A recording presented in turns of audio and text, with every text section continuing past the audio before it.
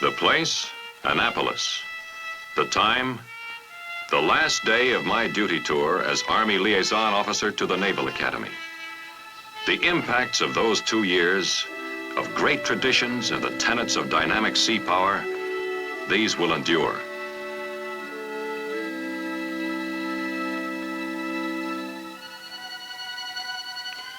The monuments to the past at the Academy have become more than curios to me. They are expressions of pride in a great past which has shaped our Navy.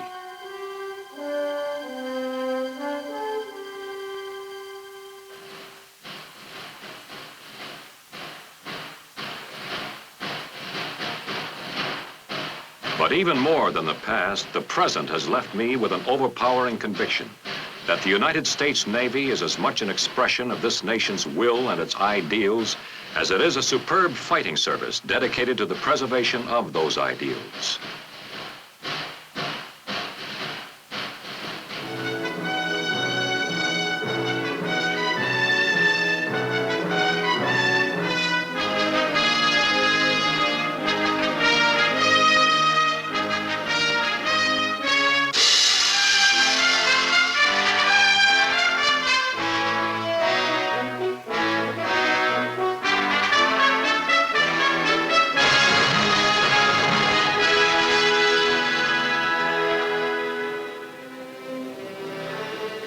Three-fourths of our planet is ocean, 330 million cubic miles of it, and all of it the Navy's domain, in peace and in war. The Navy is the essence of sea power. Its greatest weight in the affairs of men derives from one simple fact. It is there, not a fleet of blueprints, hopes, or plans, but a fleet in being.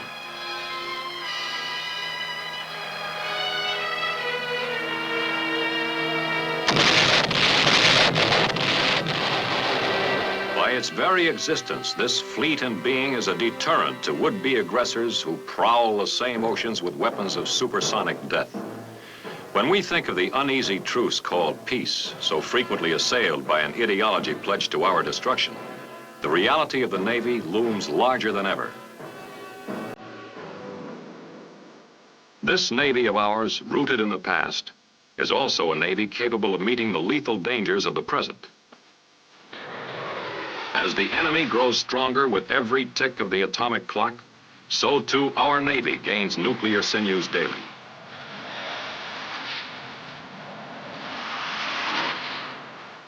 It has become a Navy of giant aircraft carriers with flight decks 3 times the length of a football field.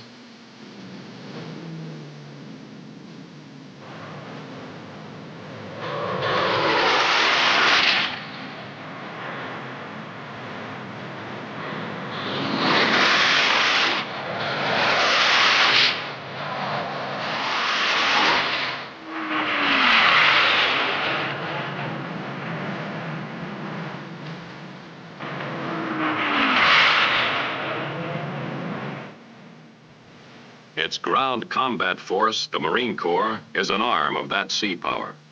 Throughout the Navy's history, whether landing on enemy shores in whaleboats or helicopters, the Marines have added greatly to the Navy's versatility and flexibility in the accomplishment of its mission. It is an up-to-date Navy of electronic profile. A Navy of sleek, nuclear-powered silhouettes with missile systems more lethal than the biggest batteries of floating rifles. The Navy's nuclear silent service is logging history with tremendous accomplishments.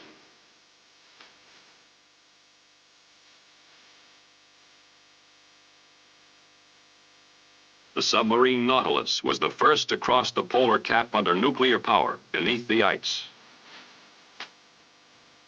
The Triton, first to circumnavigate the globe submerged, traveling 41,500 miles in 84 days without refueling.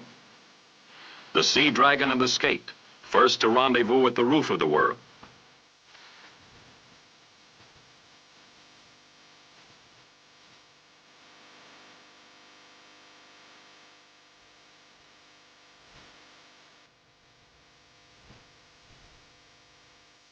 And the Sargo, first to cruise 31 days under the ice cap, crossing the North Pole 16 times.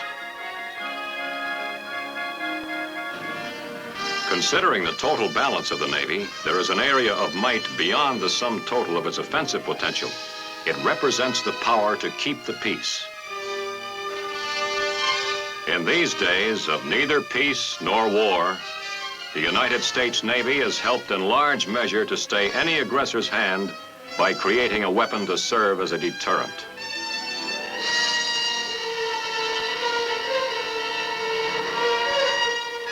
It takes an immortal event to immortalize a moment in time, and such a moment flashed into being when, from the depths of the Atlantic, a missile emerged, the Polaris.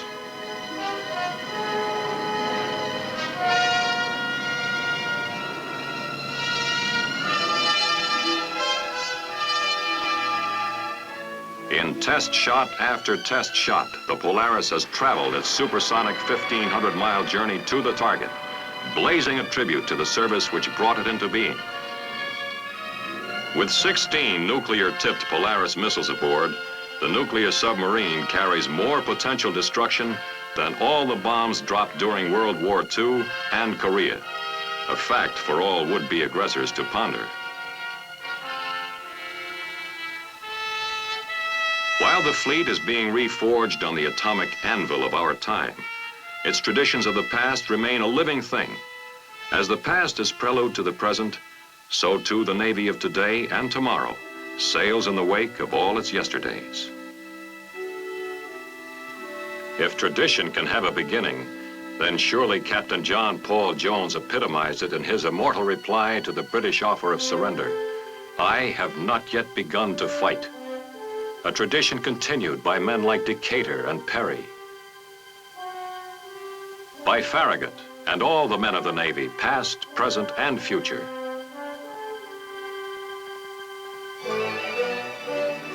It gained beyond measure in the wars that were to follow, when in the First World War, the Navy convoyed 2 million soldiers across the Atlantic without loss of one life, and shepherded 100,000 merchant ships through U-boat-infested waters. At the time of America's entry into the war, the German submarine wolf packs had almost brought the Allies to their knees. The Navy's ingenuity in devising new weapons against the German submarines was in the tradition of a fleet dedicated to secure the future of freedom.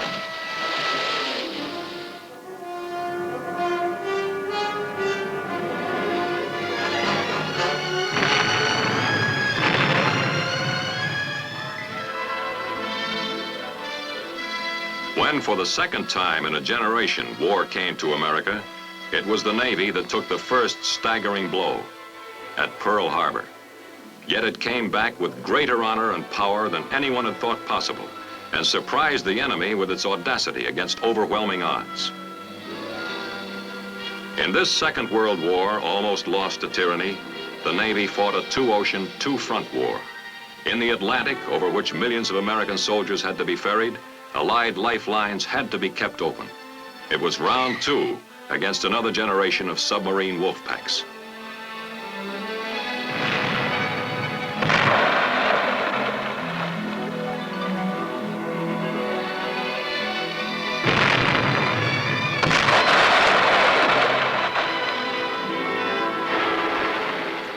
In the Pacific, the Navy's pattern of counterattack became a classic. It was immortalized in the grinding years of seeking out the enemy fleet and destroying it in encounter after encounter. Only a pitifully few carriers, cruisers, and destroyers were available in that first year of the Pacific War. But the Navy made do with what it had. Skill and courage first tipped the scales at Midway.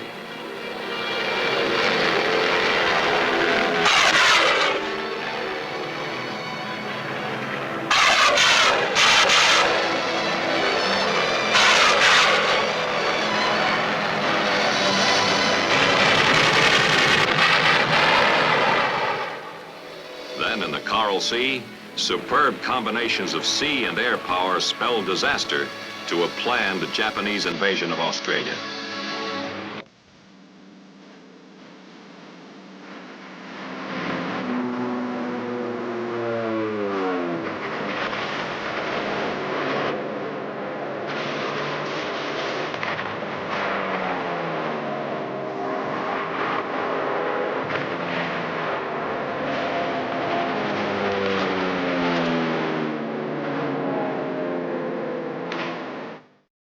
Such victories at sea were followed by amphibious assaults on beach after bunker-studded beach.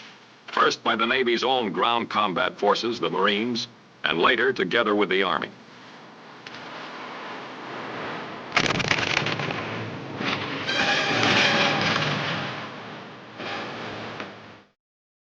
This team of Army and Navy made Japanese-held islands stepping stones to victory. The pattern also worked in the Aleutians, where the Japanese had gained a foothold.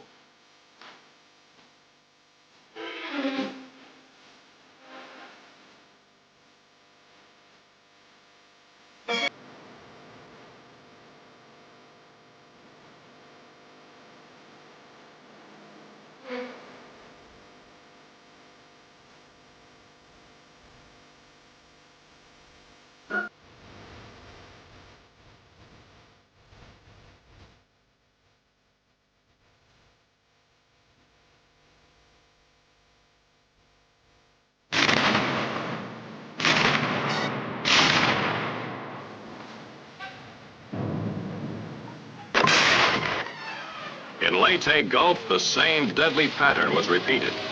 In one decisive night in Surigao Strait, the remaining Japanese fleet was sunk or crippled by battleships resurrected from the mud of Pearl Harbor. The enemy's last desperate gesture was reduced to kamikaze raids on a fleet that had come to stay.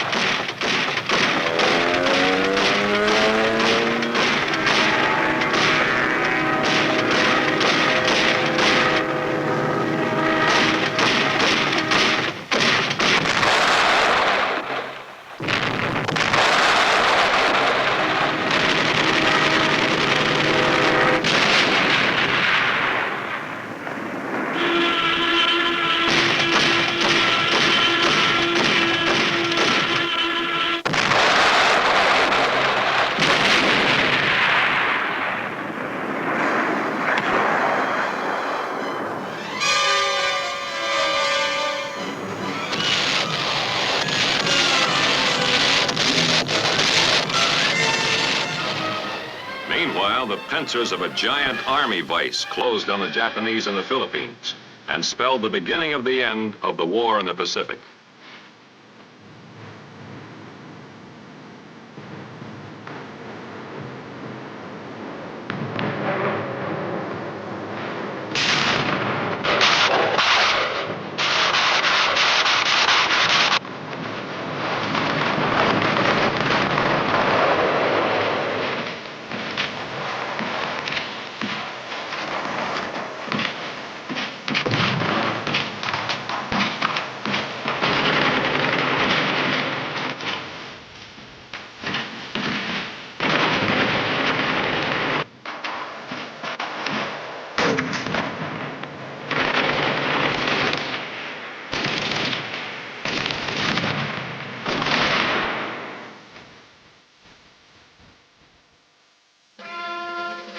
It was right and proper that the surrender terms should be signed in Tokyo Bay on board a Navy ship, the USS Missouri.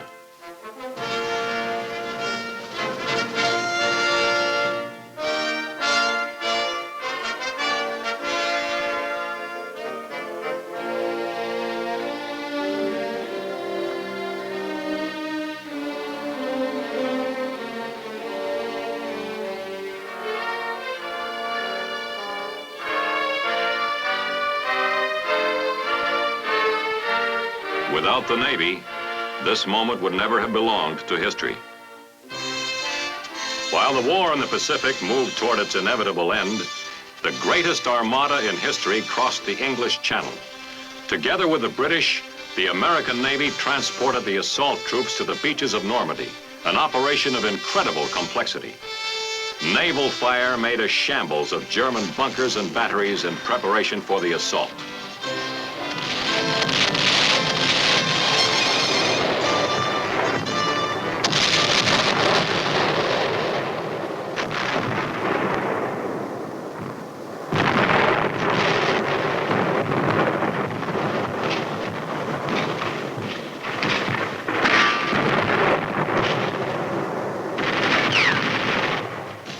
With the assault troops ashore and moving inland, the man with a rifle voiced a heartfelt, "Well done."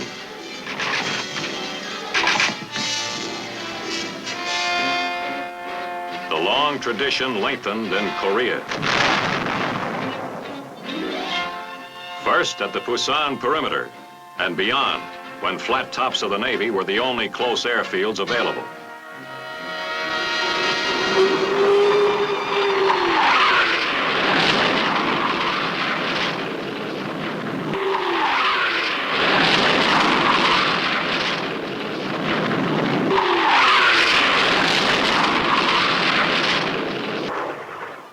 Navy and Marine pilots provided sorely needed air combat support for the hard-pressed ground troops.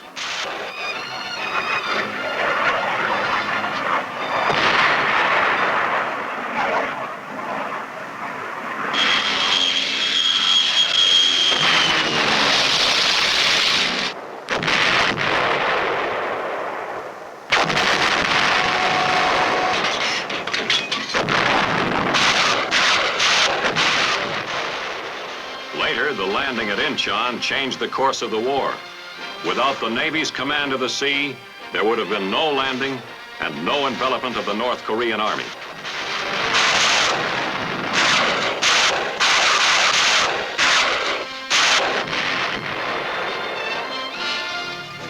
The Navy's might made possible that end run, resulting in a crushing defeat of the Communists and, for all practical purposes, the elimination of the North Korean People's Army from the war.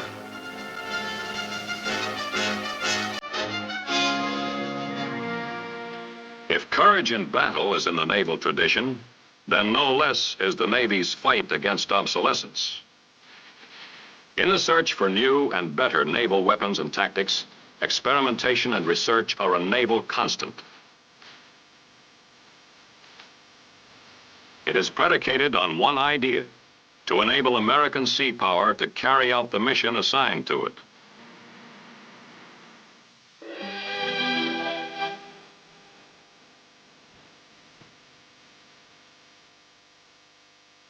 The naval line of technological development is, like naval tradition, a direct one. The sailing frigates gave way to the lumbering ironclads of the Great White Fleet.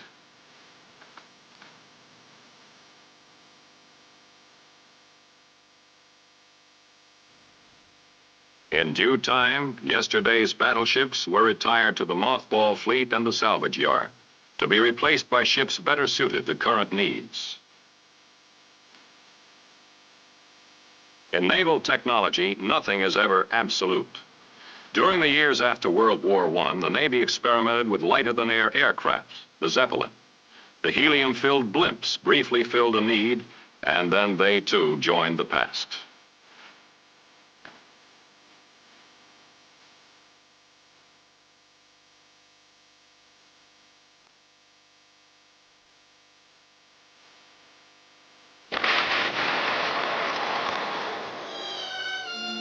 When aerial test bombs sank old battleships in the 20s, pessimists pronounced the Navy finished.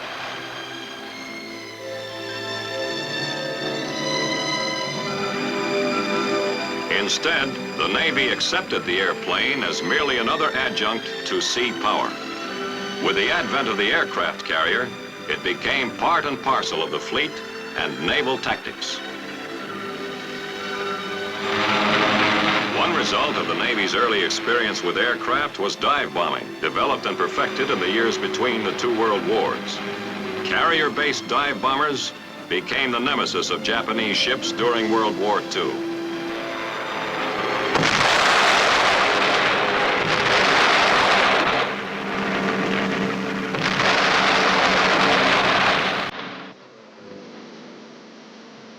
Today, the modern attack carrier, with almost 100 supersonic jets and other aircraft aboard, is the Navy's capital ship.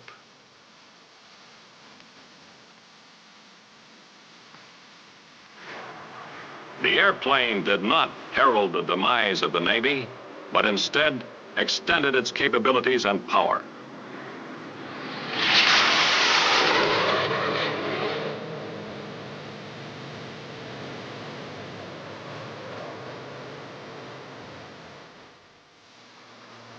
The carrier also made possible a new dimension in amphibious landing technique, vertical envelopment.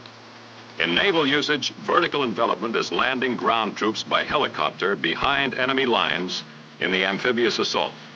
This tactical maneuver, originated by the Marine Corps, is now accepted as standard.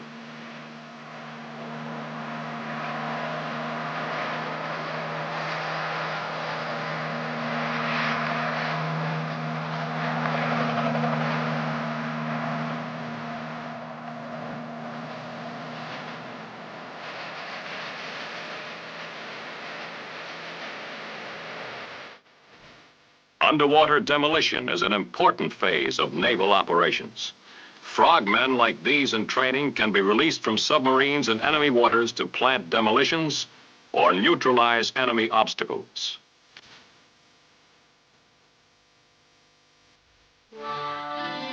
Refueling while underway is another Navy development. It has made possible greatly extended cruising ranges without need for an extensive base system.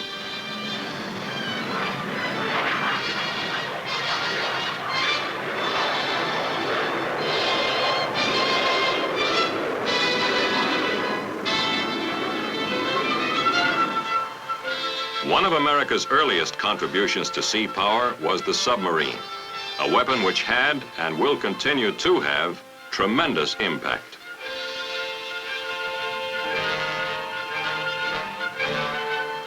It was also Navy men who first saw the value of nuclear power plants for submarines and developed them. With an armament of Polaris missiles, the reactor-driven submarine may have ushered in a new era in sea power. But certain it is that as a deterrent, it has greatly expanded the Navy's role as a power for peace in an uneasy world. Nuclear power plants have also been developed for surface vessels. The new guided missile cruiser Long Beach is just a harbinger of what is to come. Meanwhile, other vessels are being converted to guided missile ships. The guided missile has made its debut in the Navy, both as a surface-to-air and as a surface-to-surface weapon. Thus, like the airplane, extending both the range and lethality of naval firepower. Today, anti-submarine warfare has claim on a large portion of the Navy's attention. Whole task forces have been created to find new and more effective means for coping with the lethal threat of the missile-carrying submarine. But before a submarine can be destroyed, it must be found. The radar-equipped WF-2 tracer can discover a snorkel even in rough seas. Another carrier-launched anti-submarine aircraft is the S-2F, called the Tracker. It is an all-weather single-package weapon able to find, identify, and kill enemy subs by itself. The HSS-1 helicopter automatically hovers at a pre-selected altitude for dipping its listening device.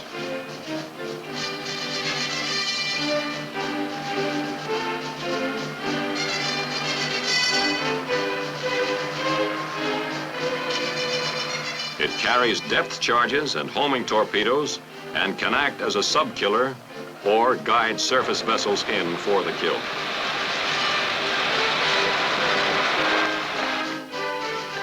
With the aid of new underwater detection apparatus and computers, surface vessels can launch target-seeking torpedoes. In the Navy, experiment and research go on unceasingly in all areas vital to the Navy's mission.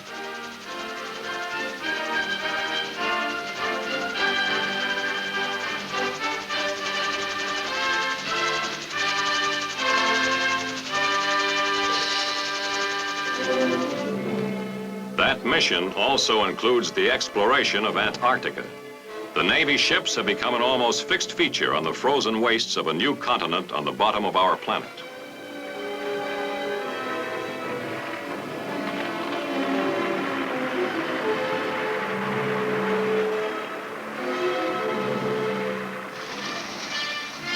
In cooperation with the Army, the Navy developed a new kind of roll-on, roll-off transport.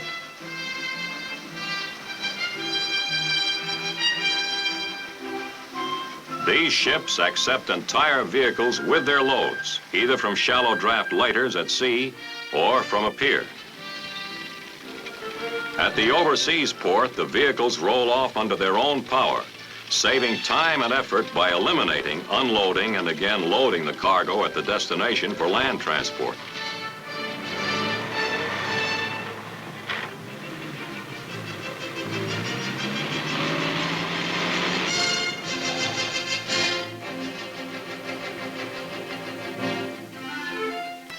The quest for progress in naval technology is paced by progress in the human equation.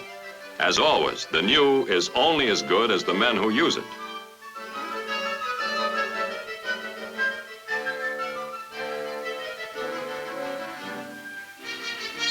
The knowledge and skill of the seagoing specialist far exceed the requirements of the past.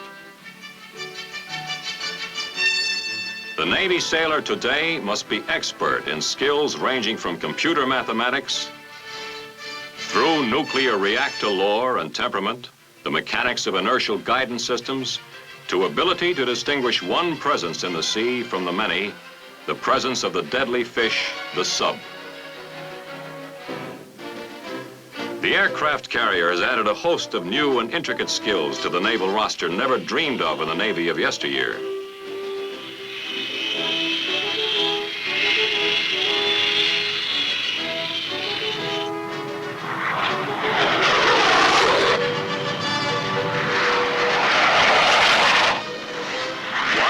However, the sailor specialist has in common with all the Navy men who have gone before.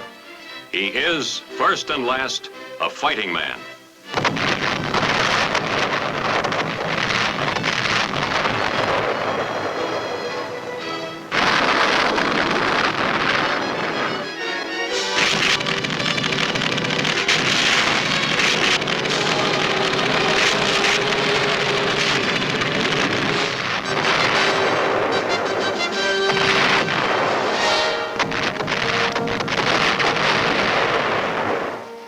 We of the United States Army are proud to serve in defense of freedom on the same team with the Navy, custodian of a great tradition and a dynamic sister service.